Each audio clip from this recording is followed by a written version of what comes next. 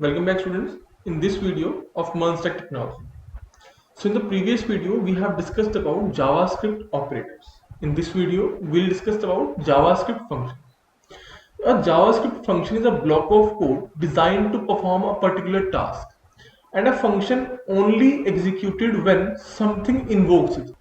And in JavaScript usually we use buttons to invoke a function by implementing a onclick method or an event onto a button. Let's check how to execute functions. For that, let's start the script tag. So let's say if I don't use a function and write an alert. In this case, the alert is automatically executed whenever the page reloads. So let me open this. So you can see the alert is coming. If I refresh this page, if I re-render this page, on every render, the alert will execute because this alert is written inside the script tag. Now, if I put this alert inside a function, so defining a function is very simple. You have to just write down function and a name. Let's say my name is sample. So my function name is sample and this is the function. Now let's check this code, check the output. Now nothing happened. If I re-render this page 10 times, 100 times, 1000 times, nothing will happen until and unless I invoke that particular function using a button or anything else. Anything which can use to invoke a function will help us to execute that code. Now let's take a button into code.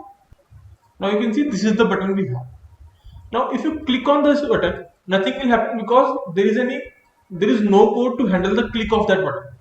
To handle the click of that button, I have to write an event over here. I will write onclick defines whenever I click on that button that this will happen. So what will happen? I'll simply call the function over here. So my function name is sample. So I'll pass the name sample. So whenever I click this button, sample function will automatically execute. So let me check. Now you can see if I click on this button, the alert shows. Again, if I click on this button, the alert shows.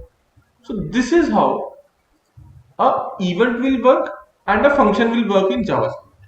Now let's take some more example and let me introduce an input to you guys.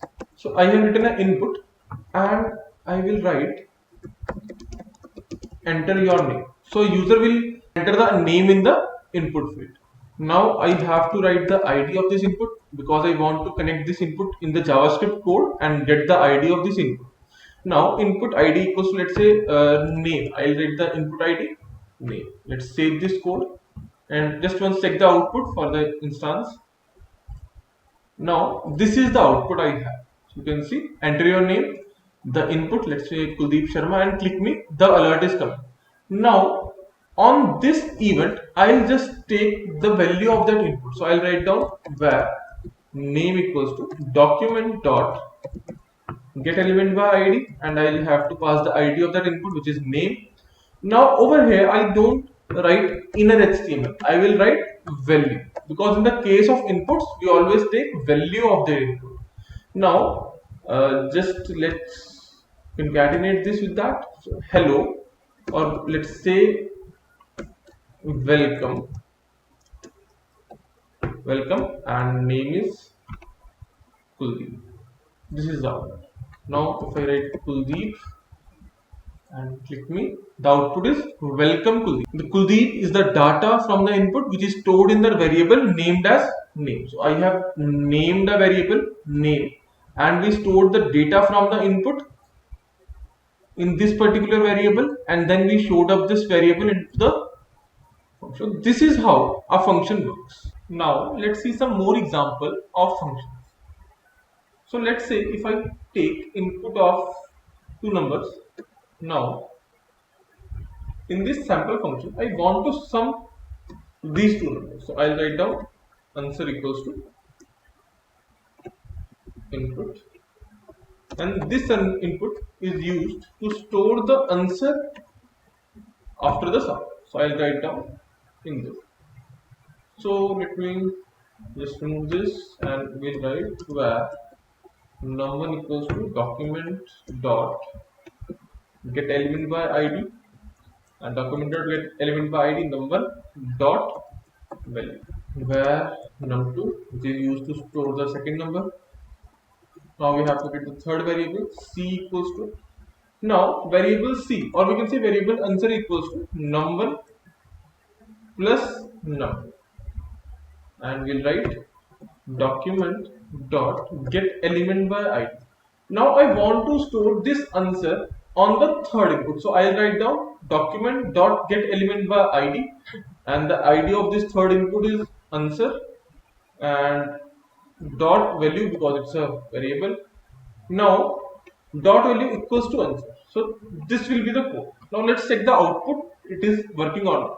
So this is the output. So just for instance, let me add 12 and 20, so the output should be 32, but we are getting 1220.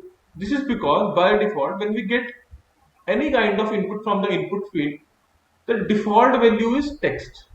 So we have to convert this text into integers to sum this up. So now I'll write down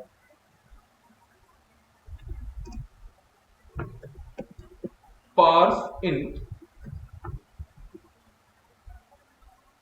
to convert this string value into the integer value. Also against this we have to write the parse int. Now let's save this and check the output. So the output is 12 and 22. The output is 34. Let me just simply edit this and add the br tag over here. Get the output in the next line. Let's save this and check the output. This is all. So I'll write down 12 and 22. Output is 34. Now this is how our function is working. Now let's make some more functions and just test. Now let's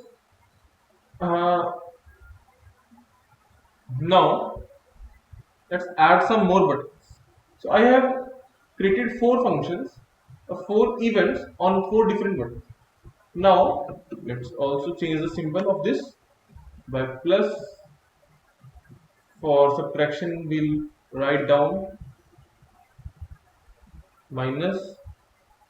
Now for multiplication we'll write down multiplication, and for division we'll write down just divide. Now let's create these functions also. This is our sum function. Now let's just copy paste this, because also almost the 80% code of them will be gonna repeat. Now first function sum function, second we'll write down the subtract function, third we'll write down the multiplication function, and fourth we'll write down the division function.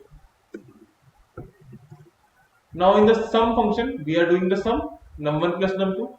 In the subtract function we have to subtract, so we'll write down minus statement over here. In multiplication we have to use the multiplication operator, so we'll write down a multiplication operator. In division we write down the division operator. So let's save this and check the output. So this is the output of our 4 functions. Now number 1 and number 2. So the addition is 24. The subtraction is 0, because 12 minus 12 equals to 0. Let's just change this to 6. The output is 6. Now multiplication is 72. So 12 6 are 72, and the division is 2, because 12 divided by 6 is equals to 2. Let's make this to 4. Now 12 divided by 4, output is 3. Now let's make this to 5. Now 12 divided by 5, output is 2.4. So this is how we can use the functions in JavaScript to perform multiple kind of operations on click events. So this is how we can make some simple basic calculators and basic buttons functionality we can add using the JavaScript functions. In the next video, we'll discuss about JavaScript control statements, in which we'll discuss conditional statement and looping statements. So that's it for today. So thank you for watching this video.